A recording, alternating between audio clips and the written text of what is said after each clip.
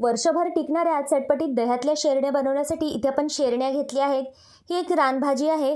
चवीने आंबट, तुरट, काहीशा कडू अशा ह्या शेरण्या असतात। इथे आपण शेरण्या स्वच्छ धुवून पुसून घेतल्या आहेत। त्यानंतर आपल्याला शेरण्या चिरून घ्यायच्या आहेत। शेरण्यांचे देठ काढून आपल्याला एक वेळा चाखून पाहायचं आहे। कडू जर असतील तर ते आपल्याला वापरायच्या नाहीत।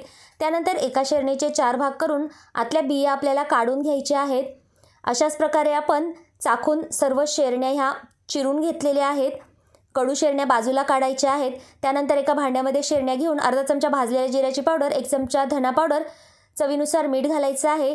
अर्धी वाटी आपण यामध्ये घट्ट दही घातलं आहे आणि एक वेळा व्यवस्थित आपल्याला हे सर्व कालवून घ्यायचं आहे आणि रात्रभर आपण या शेरण्या मुरत ठेवणार आहोत।